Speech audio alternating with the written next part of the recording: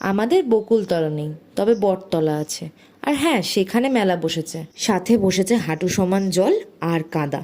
তাই আমি মেলায় না গিয়ে গেলাম অন্য জায়গায় মায়ের সাথে শপিং করতে। তোমাদের না আরেকটা সত্যি বলেই দিই, মেলায় যাওয়ার জন্য তো আমার সাথে তুমিটাকেও লাগবে, তুমি তো আর নেই, তাই গেলাম মায়ের কথা মতো মায়ের সাথেই শপিংয়ে। আরে জানি জানি বাবা, রথ পুজো তো চলে গেছে, অনেক দিন হয়েছে, কিন্তু আমি কেন জগন্নাথ দেবকে দেখাচ্ছি, এটা কিন্তু আমি শিখেছি বাংলা সিরিয়াল থেকে, ঠিক আছে? ওখানে যখন দেখো কিছু তো বলতে পারো না, তাই এখানেও কিছু বলো না, আমাকে তাড়া করো না তো। হ্যাঁ, আবারও ভিডিও আপলোড করতে দেরি করে ফেলেছি, ঠিক আছে, একটু ছেড়েই দাও না আমাকে। যাই হোক, বাজে বকা হয়ে গেছে আমার, এবার যাই শপিং করতে। চাদর কিনবো ঘরের জন্য, সেই জন্য গিয়েছিলাম চাদরের সেকশনে। এবার তোমাদেরকে মেলা আর এই জায়গার মধ্যে একটা মিল দেখাবো, দেখবে? মেলায় গেলে কি দেখতাম? পুতুল, রকমারি পুতুল, আর এখানে চাদর, রকমারি চাদর। তাহলে বুঝলে তো মিলটা কোথায়? এই দেখো, এক ব্যাগ চাদর নিয়েছি, 3টে না 4টে চাদর পছন্দ হয়েছিল, সব কটা নিয়ে নিয়েছি। নিয়ে এবার বিলিং কাউন্টারে দাঁড়িয়ে দাদার সাথে জমিয়ে দিলাম গল্প।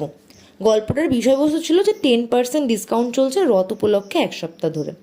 তো জিনিসপত্র কেনা হয়ে গেল, বিল করে যখন বেরোবো ঠিক করলাম, ঠিক সেই মুহূর্তে আমার চোখ গেল একটা জামার দিকে।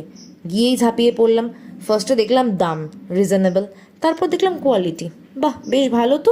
এরপরে পালা হচ্ছে জিনিসটা গায়ে হালকা করে দিয়ে দেখার কেমন লাগছে। ভালো লাগলো, যাই এবার ট্রায়াল করব। তারপর চলে গেলাম সেকেন্ড ফ্লোরে ট্রায়াল করার জায়গায়, আর ট্রায়াল করেও ফেললাম। এই দেখো, ট্রায়াল রুম থেকে ডিরেক্ট আমি তোমাদের সাথে। ভালো লাগছে না জামাটায়? থামস আপ দিয়ে দিয়েছি। নিয়েছিলাম এই ব্ল্যাক জিন্সটাও, এটাও আমার ভীষণ পছন্দ হয়েছিল। দুটোই ট্রায়াল করেছি আর একবারে দুটোই নিয়ে নিয়েছি। আমার মুখের হাসি দেখে তো বুঝতেই পারছো না কতটা খুশি। একটা ছোট্ট ইনফরমেশন, শ্রীনিকেতনে এখন ব্র্যান্ডেড কালেকশনেরও সেকশন চলে এসছে, কেনাকাটি করতে পারো কিন্তু।